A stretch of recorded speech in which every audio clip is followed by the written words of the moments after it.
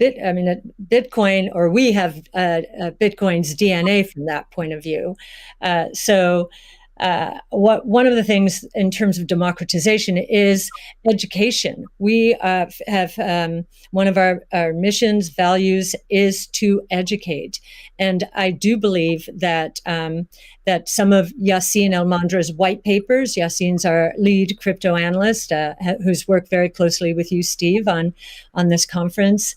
Are helping the cause. We've done, and not only for retail investors, we found that we had to do a bit more when it came to institutional investors, just because of the way that they invest and the way they like to receive information. So just like in our investments, we've been the retail community has been more attracted to us first, and now the institutional community is coming along. So I do think our transparency of research, especially in the social world, social media, pushing our research out for free to anyone, is part of our way of helping the community. And I do think encouraging, and this is something that Jack just said, I would encourage the support of the Bitcoin core developer community. As I said before, it's amazing to me, having gotten to know some of them, how strong their sense of purpose is here. And so we'd like to be helpful in making that happen as well. That's great. Jack, how about you? How do you view your own personal role and the companies you run? I think my own personal role through the companies I run is to really push for more decentralization. Like at everything that we intend to do with the wallet, being non-custodial, building a developer platform, focusing on non-custodial solutions. On the Square side is important, being completely open development and open source. But I also think it's important on the Twitter side as well. My biggest focus right now is on a decentralized social media protocol. We're calling it Blue Sky. It's super, super early, but we've learned a lot from what makes Bitcoin Bitcoin and why that's important. I've learned a lot in that sense as well. And I think, just continuing to push on that thread and show it with our actions every single day in support of this community that's taught me so much and I think will benefit so many people. That's what I'm focused on. What about letting Twitter advertisers pay in crypto? Yeah, I think enabling anyone. As you know, Elon, if we had Bitcoin or native currency for the internet before Twitter started, it just creates so many different business models that we wouldn't have to be so dependent upon advertising generally. And sure. I do believe that that we have them, any form of payment that they want to use, we should be able to take. So okay. Absolutely, but I'm more focused on how do we create economic incentives in the network itself without having to rely on advertising. Yeah, it's just that the money has to come off of the crypto so-called coins, the hash strings have to come off and get translated into real products and services.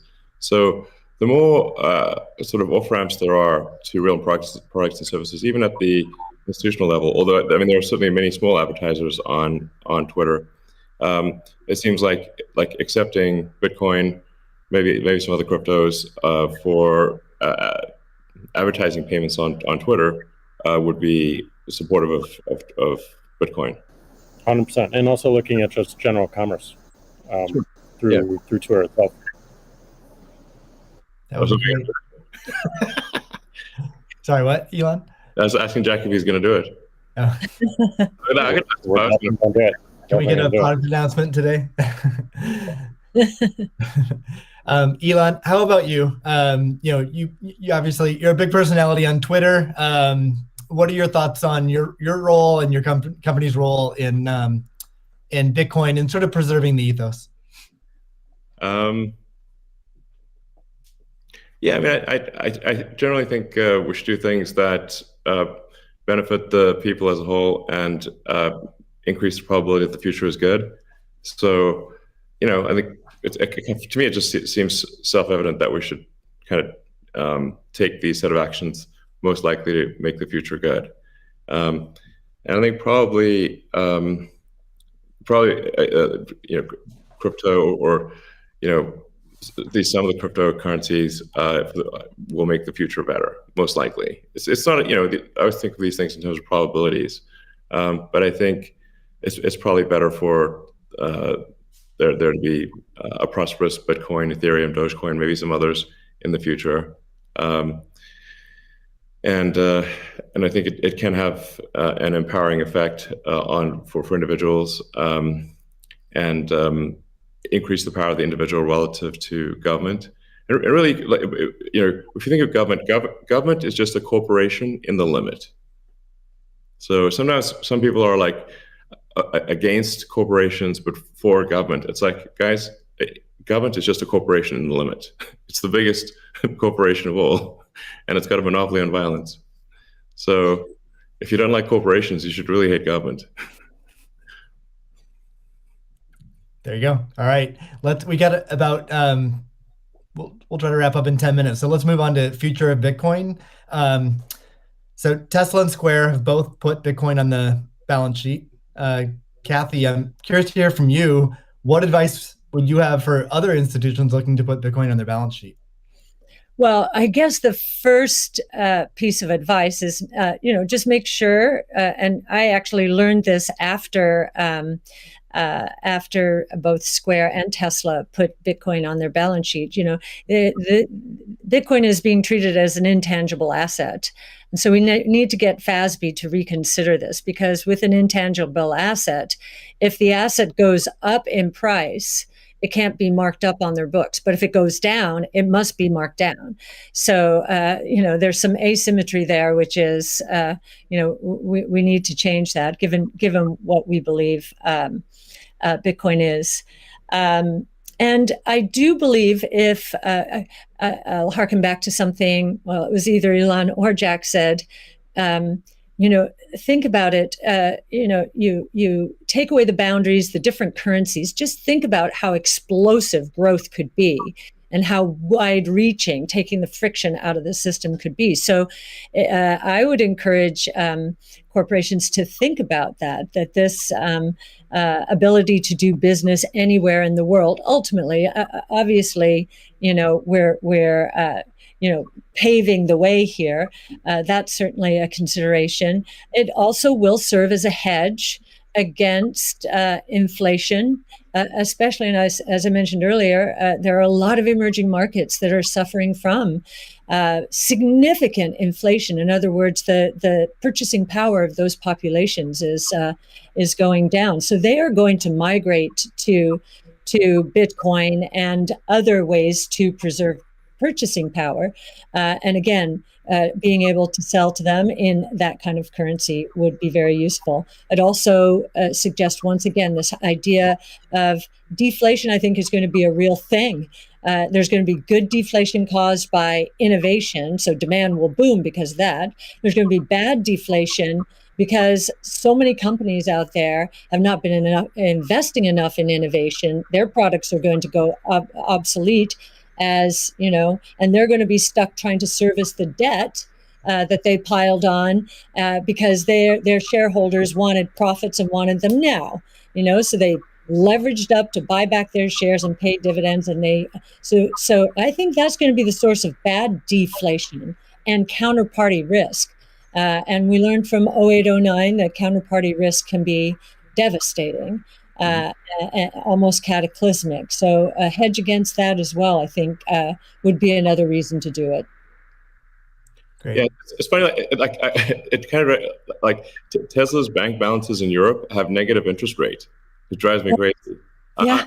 I mean, technically, if you've got like 2% inflation and 1% interest, you're technically minus 1% return. But nonetheless, it is quite annoying to just see your bank balance drop in real time in Europe. Europe has negative interest rates. This is insane. Paying the banks, What? paying the banks to hold. Paying the bank to keep your money. I'm like, what? It is crazy. Like, what? We should definitely move that into Bitcoin. I believe Ray Dalio said, buy Bitcoin and not bonds. So there you go. Mm-hmm. Yeah. Jack, you've talked about design being an underfunded area in Bitcoin. And Elon earlier mentioned, usability could improve a lot. I don't think anyone's going to argue with that. What do you see as the future of how can design impact Bitcoin?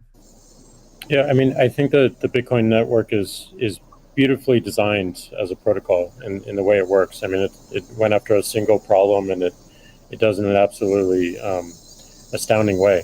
But I think the endpoint of people getting into it is still a little bit confusing. So I think the more energy we spend on wallets and making sure that wallets are simple and accessible and they're non-custodial as well. Yeah.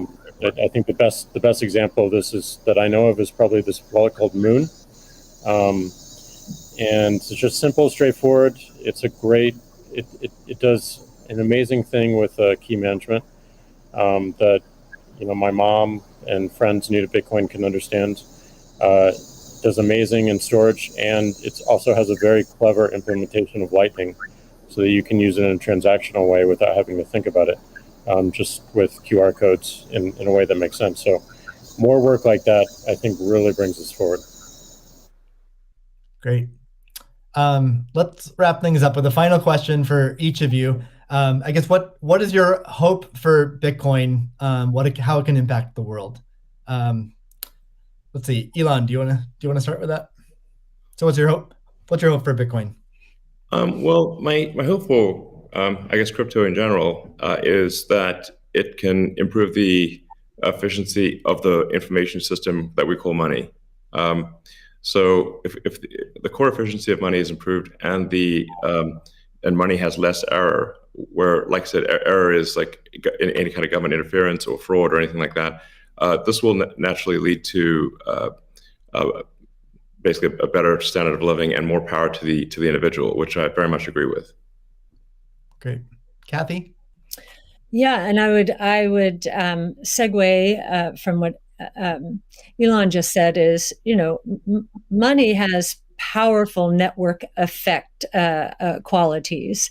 And so, we talked about ESG earlier. I think that, of course, that aspiration, having this money be the best from an ESG point of view, that's really talking about solving some of the world's problems right now, which we definitely want to do.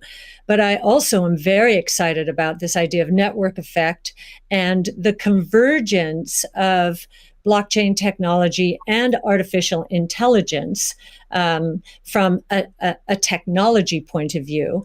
I think, think about the internet in the earliest days. We couldn't imagine what was going to happen, but the impetus to growth was pretty incredible. So I am looking at this rules-based monetary policy, making for better lives around the world, as we've just said. But I'm also looking at the technology itself and the convergence between blockchain technology and artificial intelligence, to change the world in ways that we cannot imagine right now, solving even more problems, but creating more opportunities as well, which is the history of technology and disruptive innovation. Jack, what's your hope for Bitcoin? My hope is that it creates world peace or helps create world peace. I mean, Elon said it earlier, we have all these monopolies of violence and the individual doesn't have power. And the amount of cost and distraction that comes from our monetary system today is real. And it takes away attention from the bigger problems, some of the bigger problems that Elon is trying to solve, like get us to a multi-planetary humanity. All these distractions that we have to deal with on a daily basis take away from those bigger goals that affect every single person on this planet, increasingly so. So it may sound a little bit ridiculous, but you fix that foundational level and everything above it improves in such a dramatic way. So it's going to be long term, but my hope is definitely peace. That's fantastic. Well, I'd like to thank all three of you for giving us your time today. It's been a fantastic conversation.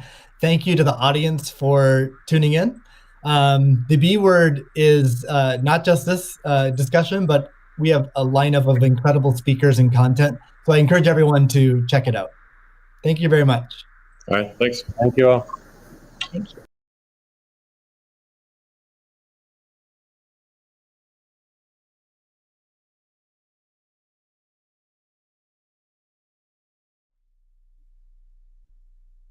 Welcome everybody to the B word. I'm Steve Lee, the lead of Square Crypto, and I'm here today to moderate a discussion about Bitcoin that will span from what makes it special to the its relationship with energy, the community ethos, and the future of Bitcoin. I'm joined by three special guests.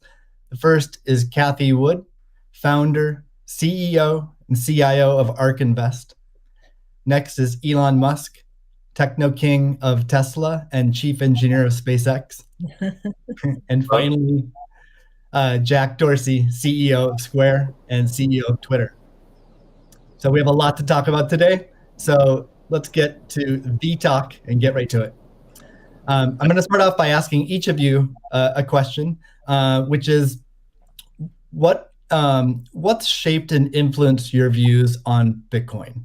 And let's start with Cathie. Okay, Steve, thank you. Well, the first thing was our focus on disruptive innovation. So starting in 2011, Brett Winton, our director of research, who I know will be on the program later, he started talking about this thing called Bitcoin at the time. And it was a curiosity as we were doing our brainstorms in research. But as we learned more about this open source ecosystem, that might fulfill the role of the payment system that the internet neglected to build into the system, not expecting commerce. We thought, this might be something. And then I became even more interested when I realized that my economics would come into play as well here. And Art Laffer, my mentor from USC, and a monetary scholar, in 2014, I asked him if he would collaborate on a paper on Bitcoin, and he was a bit of a naysayer at first, but agreed to read the paper. He read the paper, tore it up, and from an economics point of view, really wanted to understand this. And he said, I think you got something here. This is a rules-based monetary system. I've been waiting for this for my entire career. So the combination of disruptive innovation generally, economics on top of that, and the huge misunderstanding out there as to what this is, that was intriguing and launched our research effort.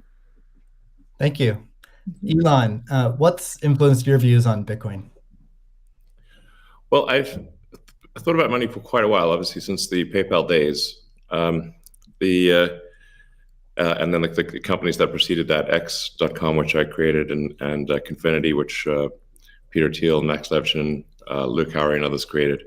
When we combined the companies and made PayPal. So I've been thinking about money for a long time. And really, it's best to think of money as an information system, primarily an information system for labor allocation.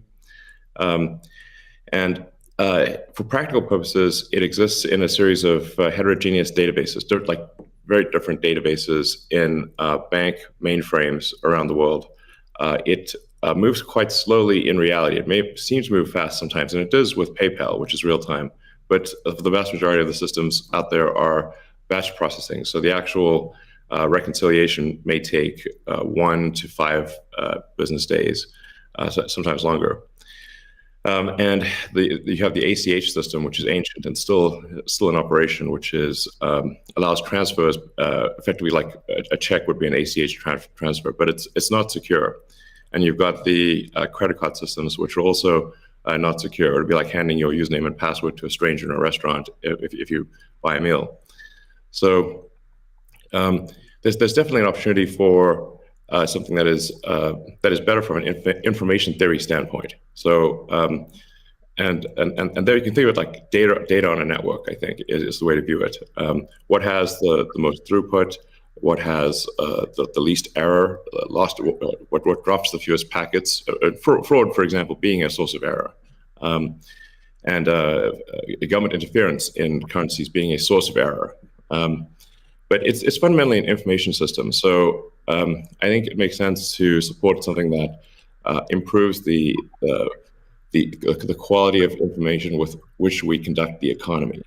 And Bitcoin is a candidate for that. It does, I think, some things well, and it's obviously it's evolving, and there are additional things like Lightning being done on top of Bitcoin. But Bitcoin per se is mostly solving for scarcity, or rather solving for essentially having no throat to choke, decentralized. So there's no one who can be coerced in any way to empty their Bitcoin account. Well, I guess they could technically, but on an individual basis, but the system as a whole cannot. And it has an open ledger, which is also quite good. But transaction volume is low.